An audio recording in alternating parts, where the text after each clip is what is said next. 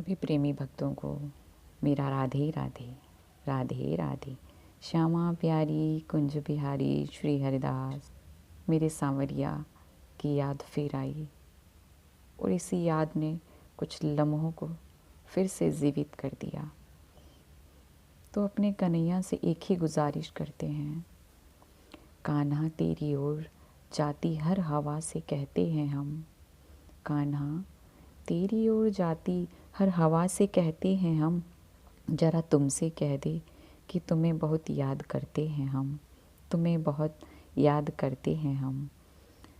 कान्हा को याद करते हुए मुझे एक छोटा सा दृष्टांत याद आया कि अपने कन्हैया की काजल लीला का।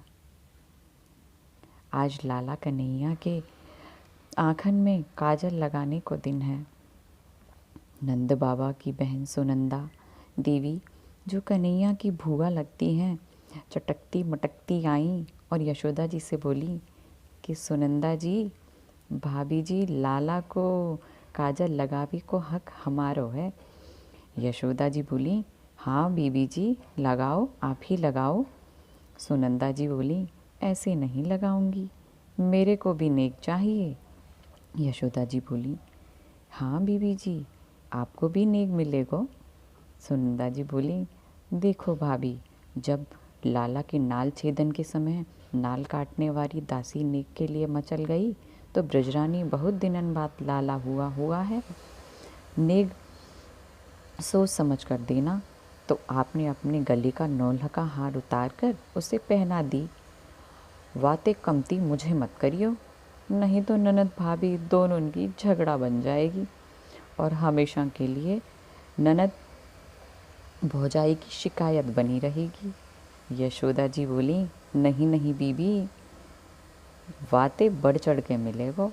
फिर सुनंदा बुआ ने लाला श्याम सुंदर को काजल लगाई और सोच रही है कि देखें भाभी क्या देती है। जो ही सुनंदा बुआ ने हाथ बढ़ाए के लालो मेरा नेक दो, तो श्री यशोदा जी ने कन्हैया को उठाकर उनकी गोदी में दे दियो और सुनंदा जी के मुखमंडल पर दृष्टि डाली कि बीवी जी कछु कसर रह गई हो तो दऊं कछु और।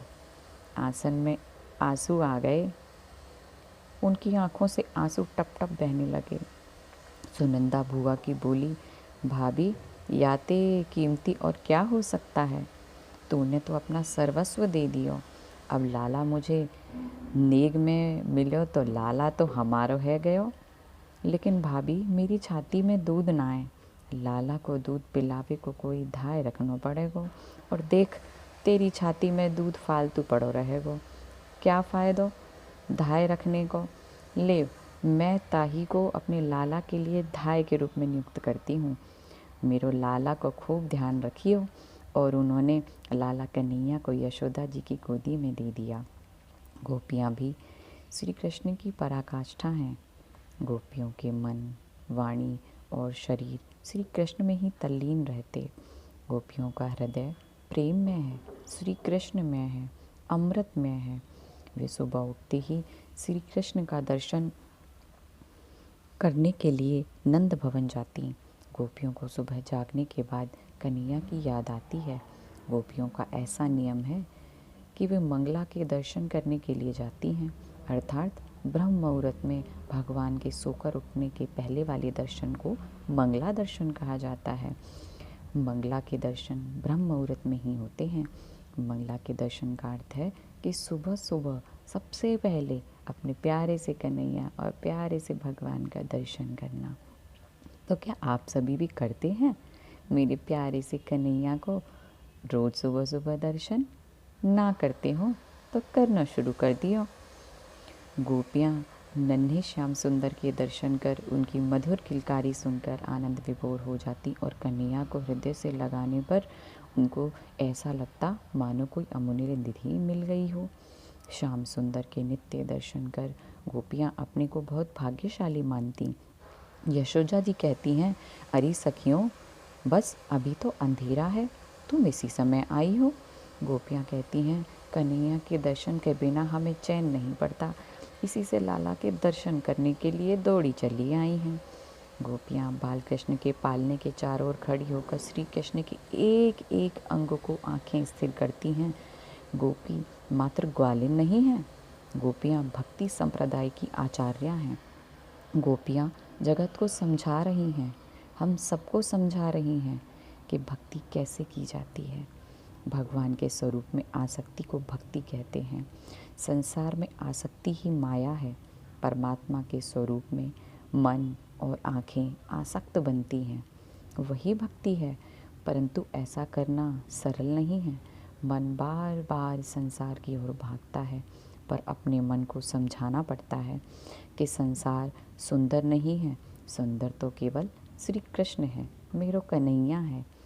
एक गोपी श्री कृष्ण की प्रशंसा करते हुए कहती है और उनके चरणों की ओर निहारती हुई बोली, अरे सखी, लाला के चरण कितने सुंदर हैं, उनके तलवे कितने लाल हैं, नाखून तो रतन से हैं, इनके चरणों में कमल व स्वस्तिक का चिन्ह है।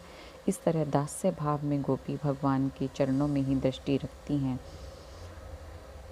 इसी को कहते हैं भक्ति। एक दूसरी गोपी को श्री कृष्ण का राग अर्थात उनका रंग बहुत पसंद है। वह कहती हैं, लाला का श्री अंग मेघ सा है, इनके नेत्र कमल से हैं, बाल भी कितने सुंदर हैं। इस गोपी का सख्य व वात्सल्य भाव है। उसे श्री कृष्ण का मुख देखे बिना चैन नहीं आता है। तो सभी के अपने अपने भाव श्री कृष्ण को रिझाने के होते हैं। जैसे कन्हैया को कोई बेटा मानता है, तो कोई अपना लला, तो कोई अपना पति, तो कोई अपना सांवरिया। ऐसे ही श्री सूरदास जी कहते हैं, गोपियाँ श्री कृष्ण का दर्शन करते हुए विनती करती हैं, हे ब्रजराज कुमार, जागो, देखो कमल पुष्प विकसित हो गए हैं, कुमुदनियों का समूह संकुचित हो गया, भौरी लताओं को भूल गए, मुर्गे और दूसरे पक्षियों का शब्द सुनो जो वनों में बोल रहे हैं, गोष्ठों में गाय रभाने लगी हैं और बछड़ों के लिए दौड़ रही हैं। चंद्रमा मलिन हो गया, सूर्य का प्रकाश फैल गया, स्त्री पुरुष प्रातःकालीन स्तुति का गान कर रहे हैं। कमल समान हाथों वाली श्याम सुंदर, प्रातःकाल हो गया, अब उठो, जागो कन्हैया। आखिर में गोपी इतना ही वंदना करती हैं, कान्हा के चरणों में इतनी सी ही विनती करते हुए कहती हैं, मेरी ज़िंदगी की किताब में मेरे कान्हा हर अध्याय आपका है। मेरी ज़िंदगी की किताब में मेरे कान्हैया हर अध्याय आपका है।